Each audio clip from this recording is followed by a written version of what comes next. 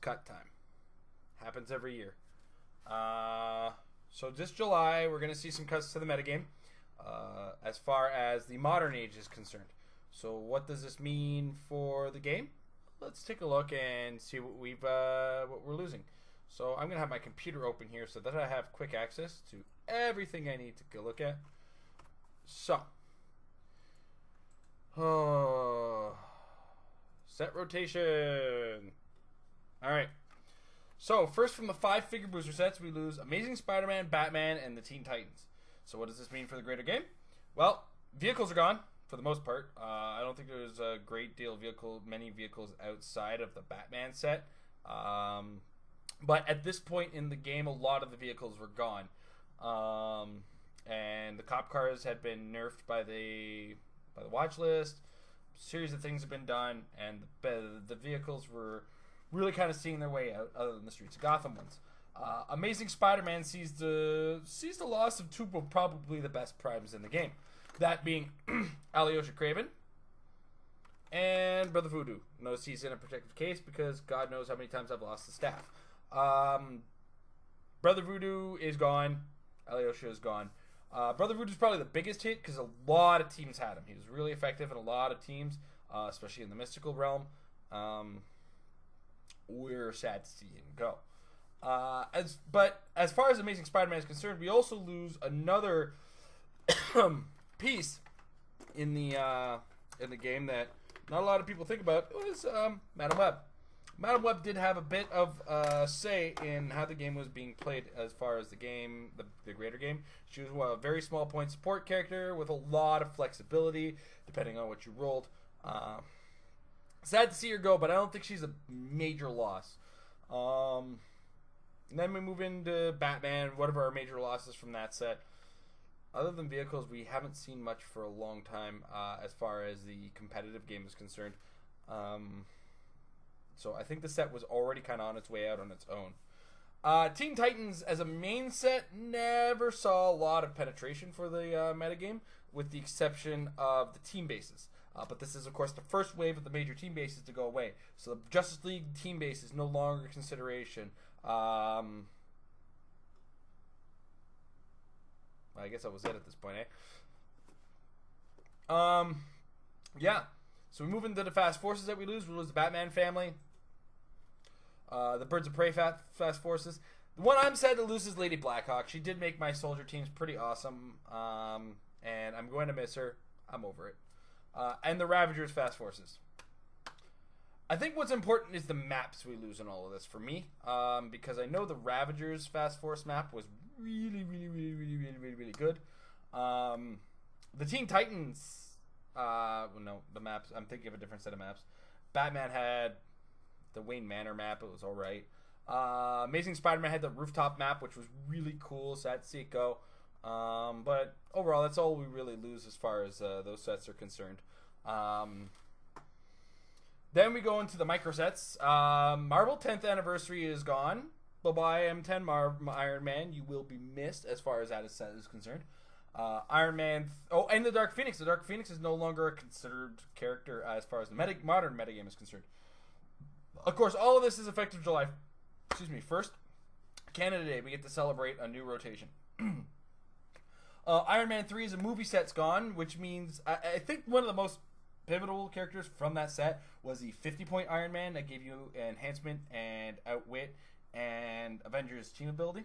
He was pretty good, 50 points, and then he could promote to the 75-point Iron Man. I remember using him on my 10th Anniversary Abuse team. Then we have DC 10th Anniversary. We do lose from that. Jaime! We're going to lose you, Mr. Reyes. I really liked this character. This Blue Beetle was really awesome. I hope we get another Blue Beetle of equal or awesome-ish power. And then I think that was... and of course the toolbox in the Batgirl that was in that set. I remember Adam Friedman used that to prevent copycat problems. Streets of Gotham, we lose the vehicles from that. Streets of Gotham was a pretty cool set as far as the extra vehicles were concerned. So the Bat Cycle and the GCPD motorcycle are going to be gone because of that. Man of Steel is gone. not. I don't think anything ever made a big splash as far as the game was concerned in that set. It's just gone. All the tab apps are gone, guys.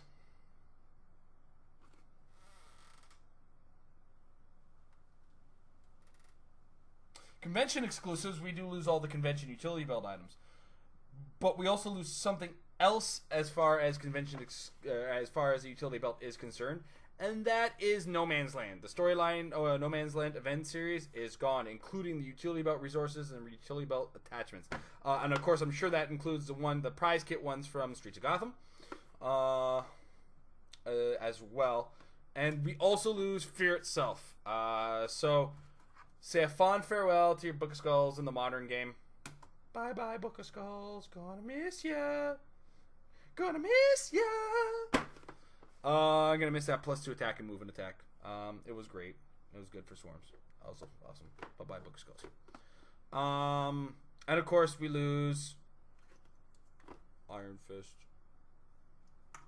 As far as characters in the Fear itself, not a whole lot of meta penetration in that set either. When it comes to a modern cut, what's the big picture here?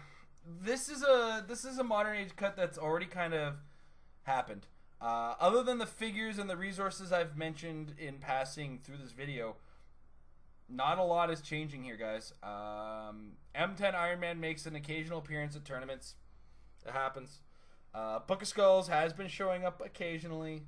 Alyosha has been making some animal teams super effective. I'm gonna miss him. Brother Voodoo has been kind of hit and miss lately. He's good. He's gone. That's just something we gotta have to deal with.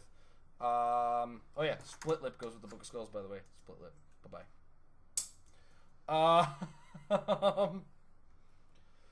Yeah. One of the things about this metagame, okay, if you go back 2 months ago, I was looking at this metagame and I was saying, or at these cuts, and I was pretty much predicting this. This is what I thought was going to be the cuts about 2 months ago. But then somebody reminded me that these cuts were starting to happen, and that's when I thought cuts were, I thought cuts were going to happen before Worlds. Then cuts were announced after Worlds, and then my opinion completely changed on this. So, now the reason for that, and I have to kind of point this out, is I consider how many times a figure has appeared at Worlds to be kind of the standard of the modern game, and it used to be, considered a full rotation or a full year, and that is actually proven to change, and now we see, so when I say that, it used to be 2 years in Worlds, that's your rotation. Now it's 3. We're entering the 3-year rotation. Figures are getting a little bit more longevity. What does this mean? There is so much to consider when you go into these tournaments right now. And there's also a gigantic gap of characters and resources that really stand out as far as effectiveness in this game and as far as these resources or these things are concerned. And we're going to see, right now we're hitting that point where characters are balancing out. There's a lot less power in some characters in the game. And that could be seen as kind of damaging in the longevity of things. The power batteries, they're good. But by having them still in the game, they create this problem that the round tables can't deal with them. Pandora's Box sure as heck can't. The Rock of Eternity can barely even sit at the same table as them. And as far as the game is concerned with this, almost nothing changes. And then what's going to happen is we're going to see more stuff come at the back end of this. So we got this gigantic pile being put on our lap, and we got a lot of things to think about. Almost none of my videos change, really, as far as things I've done in the past. I don't think I got a single, maybe some set reviews as far as the meta is concerned, might, be obsolete now. But I don't think any of the sets that have been cut were sets I did reviews of with the show. I mean, this show started well after a lot of these sets have come out. So, how do I put it? Wolverine the X-Men is now the oldest major set. That's one thing to take from this. And then going from Wolverine and the X-Men on down to what I was out right now, that is a hefty metagame to consider. I guess it's time for me to pull up my socks and start this show, getting this show a little bit more varied. I may be doing upping my content to 1, maybe 2 more episodes a week. One of them in front of my camera, in front of the computer like you have me here, and another one in front of the table like I usually do. This one will be the emergency thought process. I don't know. In a nutshell, I have to up the content because the metagame just got 50% bigger. Yeah. So think about that, guys. Now, there's a big metagame now when you're talking about competitive play, and it's really, really hefty and a lot of things to consider when you're going in there. And I think that's the biggest change. That's the biggest change is the modern game now just became a 3-year cycle, and because of having a 3-year cycle with this meta, a lot of figures have to be taken into account. It's a double-edged sword.